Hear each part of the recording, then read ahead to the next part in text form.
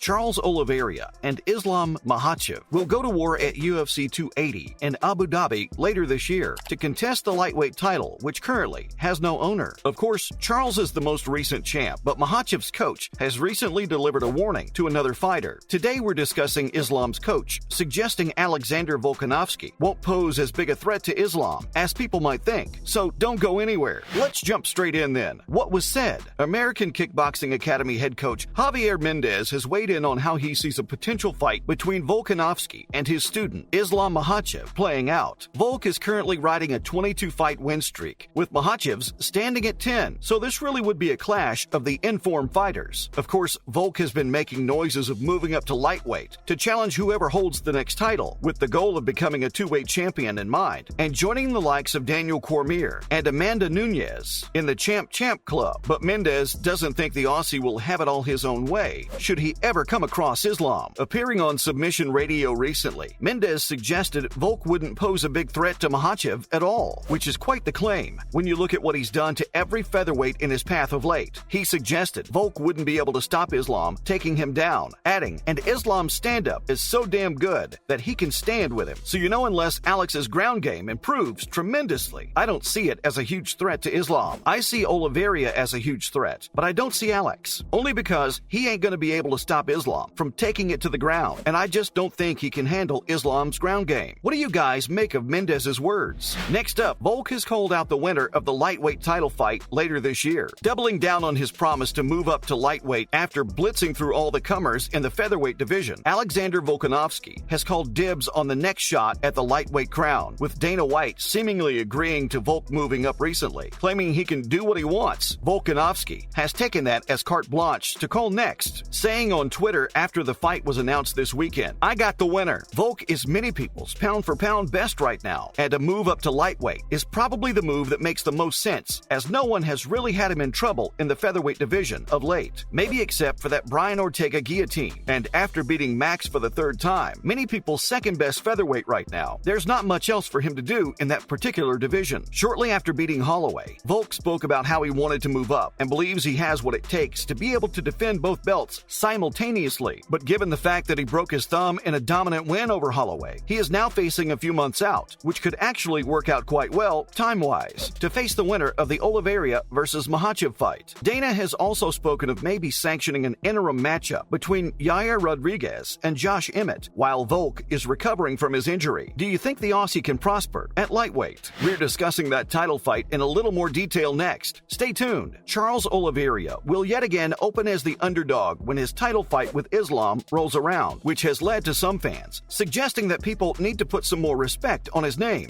Makhachev comes in as the 255 favorite, while Oliveira will start the fight as a plus 215 outsider. But why does he continually open as the underdog? As we know, he is currently on an 11-fight win streak. After an up-and-down beginning to his UFC career, something seems to have finally clicked for the Brazilian, who is now a 12-year veteran of the promotion, and he has figured out a way to put together some good stand-up with his world-class jiu-jitsu. However, some people have said that he still gets caught too often and often leaves openings for his opponents, especially on the feet. But we're not sure how much striking these two will do once the fight rolls around. Makhachev himself is a superb grappler, having learned from one of the very best to ever do it, Khabib Nurmagomedov. However, there are those who still say he hasn't faced a truly elite lightweight, which will come October 20th. No doubt about it. Who do you guys have once this one goes down? Give us your prediction below. Next up, Kale Shannon has weighed in on the fight. Stay with us. Of course, Shannon is never shy at airing his opinions, and he has recently been giving his opinions on Charles Oliveira heading into the lightweight title fight later this year. He thinks that acting as though the Brazilian is the champ will only serve to do him a disservice, piling the pressure on him before he takes on his Dagestani challenger. Of course, Charles was stripped before his last fight with Justin Gaethje for missing weight by just half a pound, but Shannon has claimed it's important that we understand 155 pounds for what it is, not what we want it to be. Sonnen, who challenged for the middleweight championship back in the day, explained what it really is a division that does not have a champion, and we all forget that. We all think Charles is the chief, and guys, we're doing that to be nice. There is little doubt that Oliveira is the best lightweight on the planet right now, but Sonnen claims that people like to act as if he is still the champion because of how the scale business went down, saying we're only acting this way to be nice. He went on, "I think it's a mistake, and I think you're undersold serving him. He even referenced Oliveira's fantasy of fighting Conor McGregor. As evidence, he didn't even see himself as champion, suggesting a true champion in the lightweight division wouldn't be worrying about McGregor. What do you guys make of all this? Some more lightweight news now, and Dustin Poirier has been discussing two old foes. Conor McGregor is reportedly ready to return to action imminently, and of course, thinks he is worthy of an instant title show. This comes despite only winning one UFC fight in the past 6 years, but his former rival, Dustin Poirier, thinks he has the answer as to who he should go up against. McGregor is a former 2-weight world champion, but Poirier thinks a fight against a former opponent of his, Justin Gaethje, makes most sense. Poirier beat Gaethje back in 2018 via TKO, but believes he would be a good matchup for the Irishman upon his return to the octagon. He said, Justin Gaethje versus the return of Conor McGregor. The hype, the build-up, somebody is going to sleep. I mean, you're tuning a car for a wreck, a head-on collision, and I want to see it. McGregor is almost fully fit again after being sidelined for a year with a broken leg, but Dana White seems to think a matchup with Michael Chandler would suit him better. Of course, there is no chance of McGregor immediately fighting for the title with the recent booking of Makhachev versus Oliveira, but that won't stop Dana putting McGregor into a title fight if he gets past whoever he goes up against in his first fight back. As we know, he is Dana's favorite cash cow. Who do you guys think wins if McGregor versus Gaethje actually goes down? Let us know below. And finally, a glittering career is set to come to an end. Stay with us. Former lightweight champion Frankie Edgar is set to call time on a fantastic career when he next appears in the octagon. The New Jersey native is eyeing the New York card later this year as he wants to bow out relatively close to home. That would mean the UFC 281 event in November, which according to sports reporter Aaron Bronstetter is most likely. Just spoke with Ali Abdelaziz, who said that Frankie Edgar has requested to fight for a final time at UFC 281 at Madison Square Garden and will face whoever the promotion puts in front of him, he said. Edgar has been knocked out cold in his last 2 fights, and the last thing we want is to see him carrying on, chasing something that has long gone. He has only won 1 fight in the last 4 years, which suggests it's time to say goodbye to an absolute legend. The 40-year-old last tasted victory against Pedro Munoz back in 2020 and is now in his 16th year with the promotion. No one would begrudge him his retirement. We're not sure which division he'll compete in for his last fight, but what we do know is that he will be sorely missed. Who would you like to see him fight? Let us know below. As usual, thanks for joining us today, and remember to stop by again next time for some more fun reveals. And why not do us a solid by liking and sharing today's video? Bye, guys!